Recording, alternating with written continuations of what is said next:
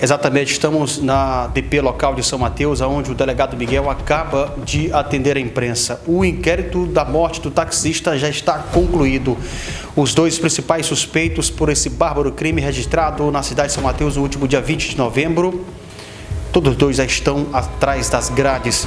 O delegado Miguel, titular da Delegacia de São Mateus, falou com a gente, explica passo a passo do que disse os dois suspeitos e de toda a logística deste crime até aqui. Olha só. Exatamente, no dia de hoje conseguimos concluir o inquérito que estava apurando a morte do taxista Raul Nilson, mediante a apresentação do segundo elemento, que estava foragido, em que pese termos feito diversas buscas, no intuito de encontrá-lo.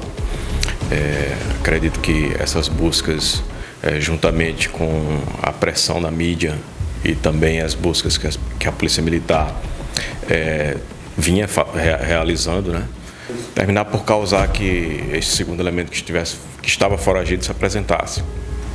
Ele foi ouvido pelo senhor. O que ele relata, doutor, sobre este crime?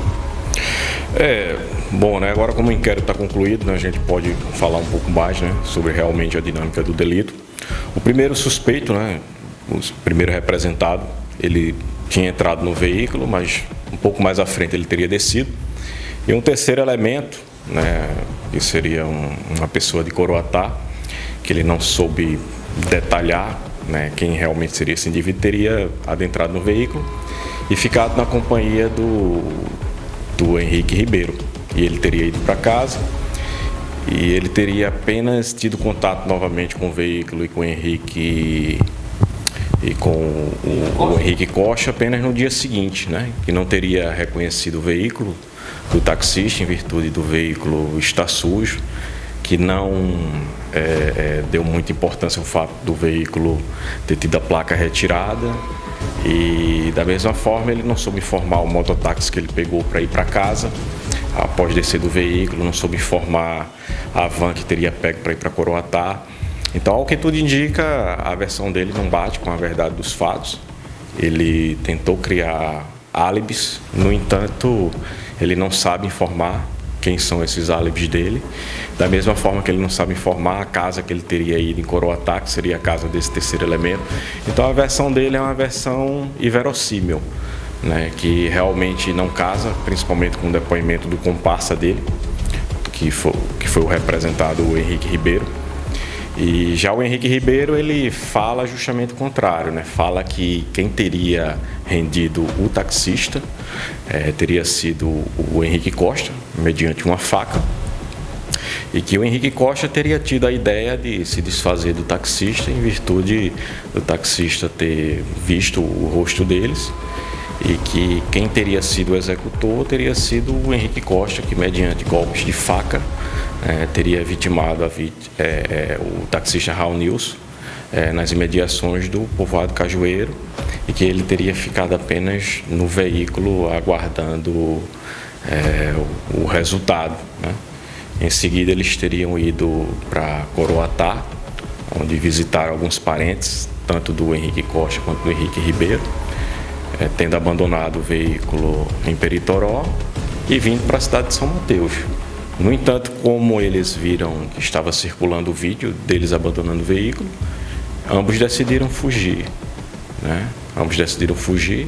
O Henrique Costa teria ficado, segundo ele, nas imediações do rio Tapuia, escondido do mato, enquanto o outro, Henrique Ribeiro, foi ainda mais longe, segundo ele, chegando à região de Palmas, no Tocantins, onde teria ficado homiziado.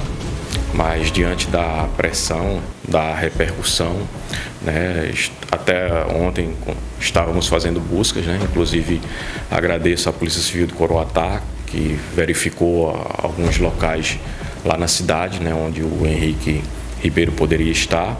Então toda essa pressão da Polícia Civil, da Polícia Militar, da imprensa, também agradeço ao Ministério Público, ao Poder Judiciário, que foram sensíveis em determinar a prisão preventiva dos investigados, E nem sempre é fácil conseguir esse tipo de mandado, A gente precisa realmente comprovar a necessidade da prisão E o Poder Judiciário foi bastante sensível com relação a essa questão e podemos concluir aí o nosso inquérito, né? E principalmente aí a questão da motivação também foi esclarecida, né? Porque pelos elementos que temos até então, o intuito deles realmente era a questão patrimonial, né? Eles tomaram o veículo da vítima, da mesma forma que um dos elementos, o Henrique Ribeiro, ficou com o telefone da vítima e ele confessou que ter feito um Pix no valor de R$1.000 da conta Nubank. E em seguida eles dividiram o dinheiro, ficando R$500 para cada um. Muito bem. A motivação do crime, ele já disse, era tão somente para a aquisição dos bens. Agora, a Polícia Civil descarta, então, que esse crime possa ter sido a mando de alguém, é isso?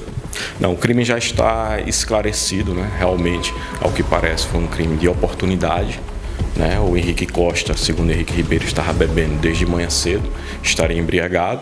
Já o Henrique Costa disse que quem estaria embriagado teria sido o Henrique Ribeiro e que a ideia, né, teria partido dele, né? Então ficou um jogando para o outro, né? Ao que parece, teria sido realmente a questão do crime de oportunidade, né? Questão de álcool, né? Eles não admitiram usar entorpecente, mas é comum, né?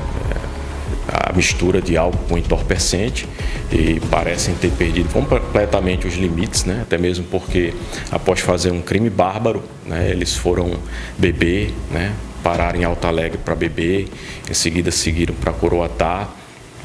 Então eles realmente passaram completamente da noção, né, do que fizeram e foram muito inocentes em achar que não iriam responder esse crime, que iriam conseguir passar impune, né? Como se pudessem matar uma pessoa, andar no seu veículo e em seguida ir para casa dormir. A polícia já sabe quais os instrumentos utilizados para matar o taxista? Bom, segundo o depoente de hoje, né, no seu interrogatório, ele falou que teria sido mediante uma faca, que essa faca teria sido jogada no mato, na região onde o corpo foi deixado.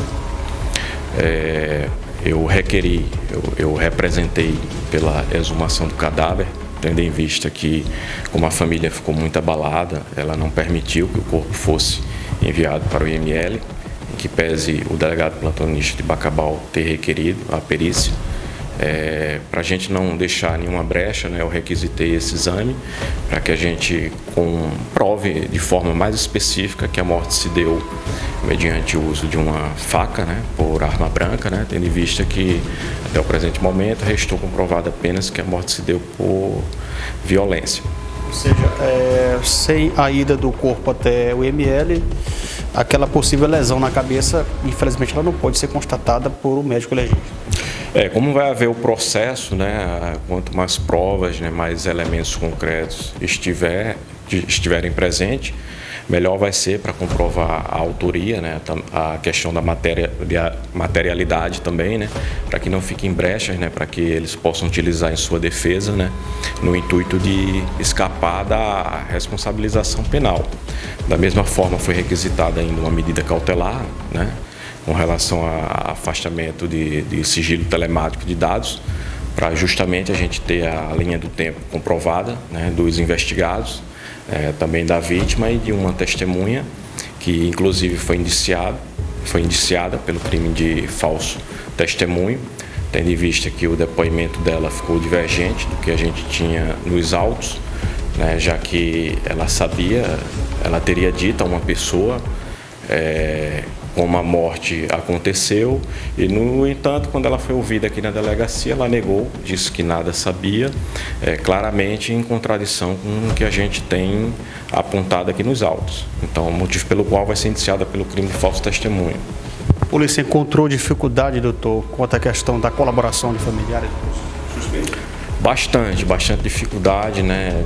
Infelizmente, isso é comum em praticamente todo tipo de crime, né? A família dos investigados, dos representados, dos acusados, tendem sempre a dar apoio logístico, né, financeiro, material, a não colaborar dando informação, né, e como a gente tem que a gente tem que atuar sempre dentro da legalidade, né, e isso aí nos atrapalha bastante, mas conseguimos mesmo assim concluir essa investigação, né, com esclarecimento, né, da autoria, da materialidade, né, e com a motivação. Então tudo indica que eles poderão ser indiciados por latrocínio, é isso? Exatamente, eles estão sendo indiciados pelo crime de latrocínio, que tem um procedimento diferente no tribunal do júri, né, uma pena bastante elevada também. E agora vai ser com o Poder Judiciário e com o Ministério Público, já que nós concluímos aqui o nosso inquérito policial. Essa pena, o senhor sabe estimar mais ou menos o que está constando na lei para esse crime de latrocínio? Houve uma atualização, né? A pena era de 20 a 30 anos, né? Acredito que agora esteja em 20 a 40 anos, né? Em virtude dessa atualização.